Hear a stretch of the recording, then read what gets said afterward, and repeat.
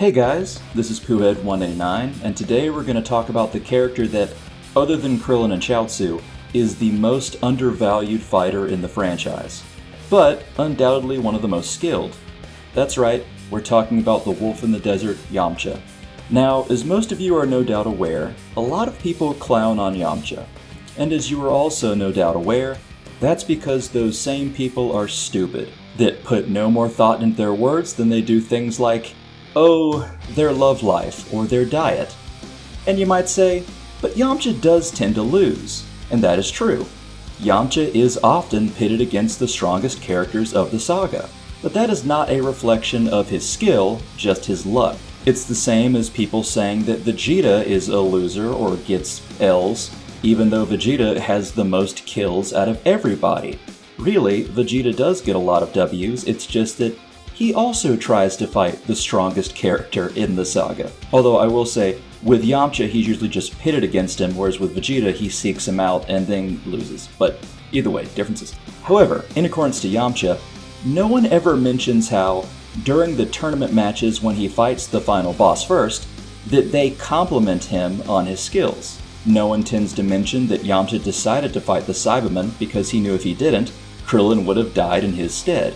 In fact, that is what Krillin says, and that would have changed the trajectory of the entire story. People don't mention that androids 19 and 20 snuck up on Yamcha and jumped him because his power level was so large they assumed he was actually Goku. People don't really put thought into it beyond simple memes, which is why you're here to read between the lines and find out just how good Yamcha is when Toriyama is not giving him the worst luck in the franchise. So, to begin, we need to acknowledge something people really don't mention, and for people who have been following my channel for some time, you know the importance of this.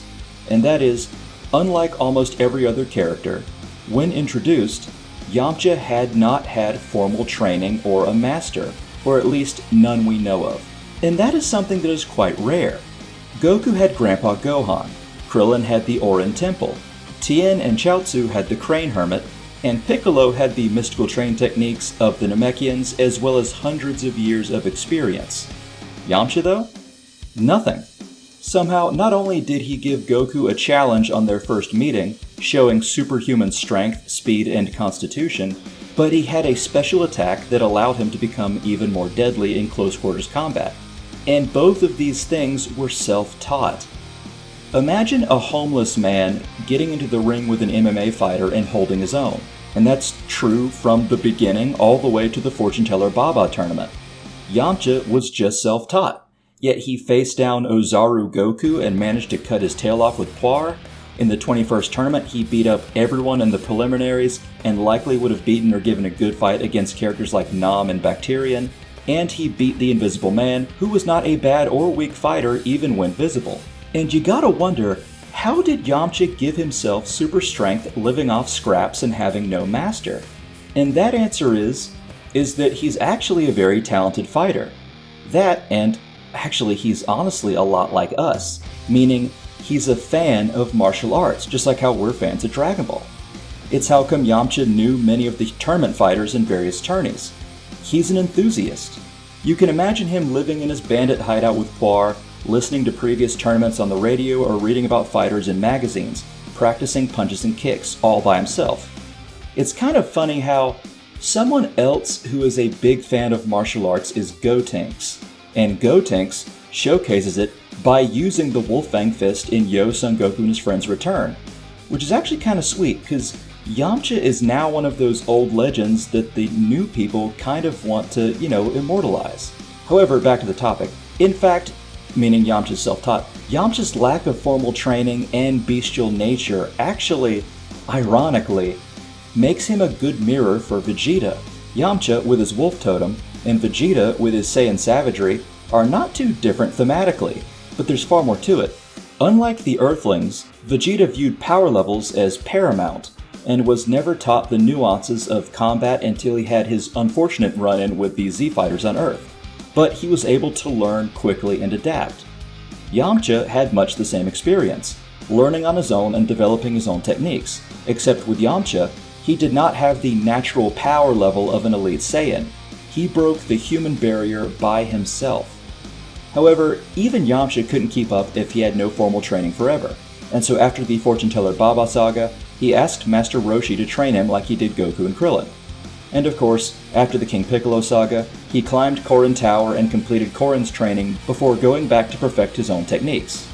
With the Sokidan, or Spirit Ball, he was able to bloody Kami, God of Earth, and when the Saiyans arrived, he defeated the Cybermen handily after completing Kami's training. What people never realized is that the kamikaze attack the Cybermen used after its defeat was something that would have killed Krillin, Tien, and maybe even Piccolo, if not at least heavily damage him. Self-destruction attacks are far more powerful than anything else a character can do, because it uses all of one's strength, including precious Genki, in order to detonate themselves, using strength beyond their normal power level. This is why Yamcha was so confident he could beat the other 4 Cybermen at once, after he beat the first one. Self-destruction is usually not on the table, and the alien monster had not even really laid a finger on Yamcha in the entire fight. It's very possible he could have taken out the rest himself, but we're getting ahead of ourselves. Just how good is Yamcha? Well, we could point out how he showcased the first usage of ki manipulation in the entire series, with the Wolfang Fist, which essentially acted as a proto-Kaioken. That's immensely impressive, and again, he taught himself.